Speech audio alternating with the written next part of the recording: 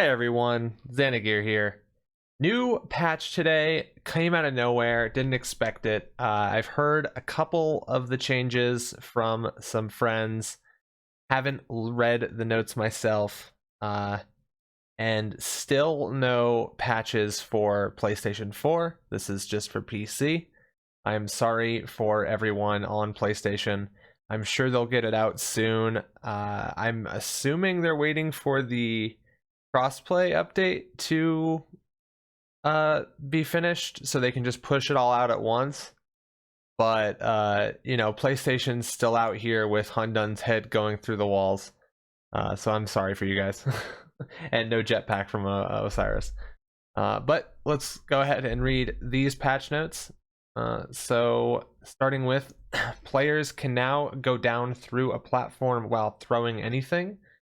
Prevented player from changing its looking direction on attacking while climbing up. Prevented mounts from changing their direction while the riding player is attacking with a sword-like weapon.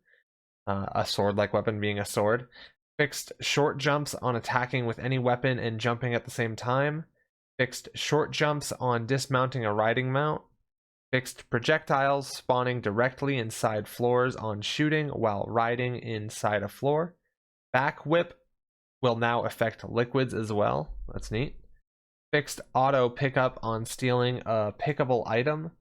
Fixed Yang's turkeys not being able to go to the next level if Yang dies without being angered. I didn't know that. Prevented mounts with a monster rider from damaging players when they step over a hanging player. Okay. Fixed laser trap shot not impacting on a player stuck to the trap floor tile. This one is pretty huge and kind of unfortunate. We did not think this was going to get patched at this point.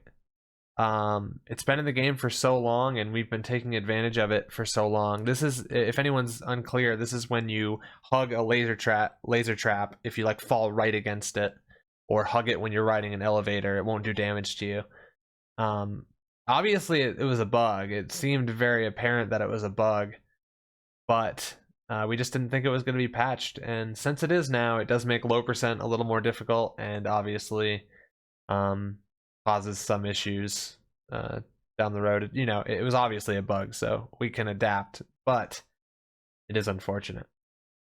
Fixed stomps when the player just fired a weapon. Fixed hover pack activating on jumping at the point of a ledge. Fixed players not attaching to moving floors when the floor movement disabled the hover pack usage. Fixed weird physics when the punishment ball was being held and the holder was also being held or riding a mount. A held backpack will now auto-equip on dropping the current backpack. Prevented held player from affecting his holder on attacking. Okay. Held players will now be stunned only on dropping or throwing them.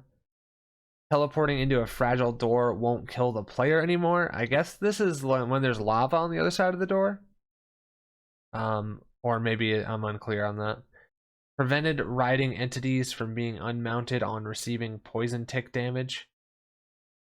Okay. Slightly increase. I hope they fixed the poison tick on the Crocman. Slightly increased attacking boomerang's shape.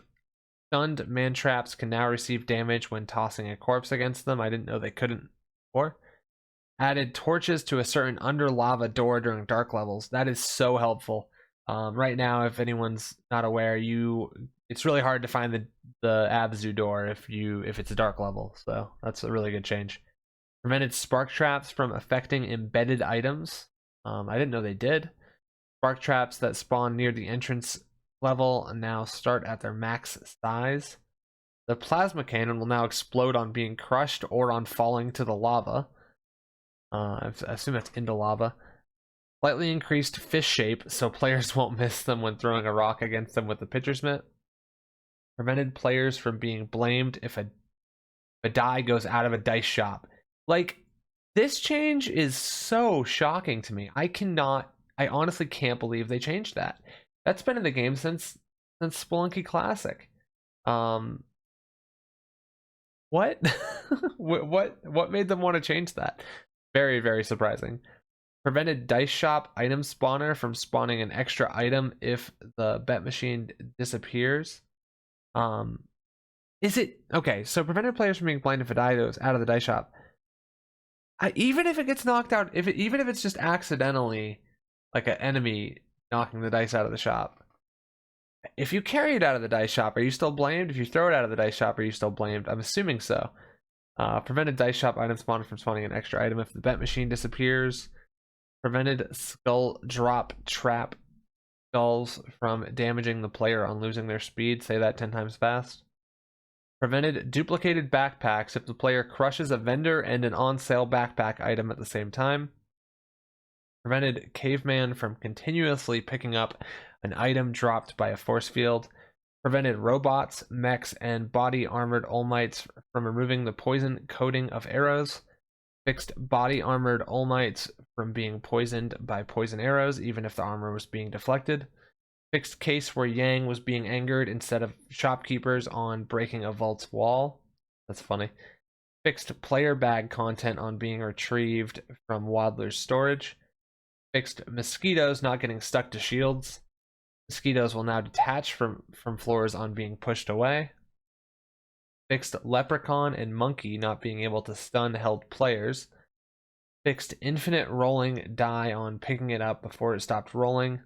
Prevented elevator from dragging down bats and other flying entities. Fixed snake glitch if it sits on one block and the player pushes a block near towards it. Fixed robot glitch if it sits on one push block and the player pushes the push block towards another floor. Fixed blood position on sacrificing blooded entities. Equaled shapes between purchasable and regular backpacks. Prevented bubbled entities from crossing floors. Sitting Anubis will now be crushable. Prevented mechs from being cursed. I didn't know they could be cursed. Vertical force fields will now burn ropes as well. Fixed Yang's weird walking in the black market. Oh, rip Yang. Alright, crashes. Fixed crash on disappearing Vlad's cape wearer. Fixed crash when the AI target disappears. New features. Added vibration preview in settings. Added Nintendo Switch buttons to the button prompt option. I wonder why that is. Added a new option to change the text box's opacity. This is very good. So you can now make the text box see-through at varying degrees. This is the one thing I heard about from a friend. So you can make the text box see-through, and you won't, have it be blocking an enemy or in my case, many times, like 3 times now, a text box was blocking a dang like Tusk's text box was blocking a bear trap, and I fell into the bear trap. And the most important patch note in this entire list, the most beloved shopkeeper of all time has returned. Ear, and fun fact, Earl is still in the game. Ear has been added, so it's very good. AI, fixed hired hands being unable to dismount during certain circumstances. Prevented hired hands from trying to pick up entities on a platform with a ladder. Improved behavior of hired hands in Olmec's level. Maybe they won't just jump around Olmec. Hired hands will now protect players from rebel hired hands. That's great. Rebel hired hands. Prevented hired hands from tide pool prison from detecting the player outside their cells. Prevented hired hands from attacking dangerous mounts while they are being tamed. Hired hands will now ignore treasures when they are on stay put mode. Prevented hired hands from throwing the Cheelin to attack monsters. Prevented hired hands from shooting or throwing the shops outside to an inside monster. Visuals / minor notes. Fixed some cases where the player profile last run stickers were being incorrectly replaced. Prevented shield from moving loaded arrows. Fixed hover pack activating in the endings. Added button prompt to a certain temple door when you are carrying a certain weapon, but you're not wearing a certain item. So I guess there will be a button prompt that's like blocked out whenever you're not wearing the crown in 4-2 temple. Prevented base camp NPCs from grabbing ladders on jumping to congratulate the player. Prevented base camp NPCs from hanging from ledges. Fixed endings constellation star size. I know some people in my Discord were unhappy about that. So that's fixed. Fixed crossbow arrow opacity when it is embedded into an ice block. Fixed initial penguin animation. That's a good patch note. Fixed Witch Doctor skull light when it is not visible. Fixed mine deactivation sound on carrying it between levels. Ghost players will now stop to talk with Terra as well. Fixed death double sound on killing a monster with any sword-like weapon. Fixed Callie's message on receiving the Kapala after being healed from curse. Fixed case where the Witch Doctor's mark... Oh, I wonder what that message is. Fixed case where the Witch Doctor's mark remained in players' heads even if the Witch Doctor was not targeting them anymore. Fixed light arrow platforms light. Fixed robot invulnerable effect on being attacked by a turkey. Fixed hard boss not appearing in the tunnel recap after being defeated. Fixed gold chains rubble. Fixed the big monster of a certain blooded moon world size on the frame he has killed. These patch notes are so funny. A certain blooded moon world size sounds like more of a spoiler than just saying the name Duat, and it's hilarious. Disabled controller vibration before the main menu. Added kill sound to the punish ball. Fixed some translations and removed some artifacts. Yes, so this patch kind of fixes. Some of them are like things that I would never expect Blitworks to fix or work on ever. Like the game could have just been abandoned at this point and it would be a good game forever, but they are spoiling us and I appreciate it. The laser trap patch should have been patched. I am surprised it lasted this long. Maybe maybe that one thing just got lost in the weeds for them, and it makes perfect sense that they eventually patch it, especially before the Switch version, which the Switch version is going to be a huge deal. It's gonna sell so many copies. A lot of people are waiting for it to come to Switch before they start playing it.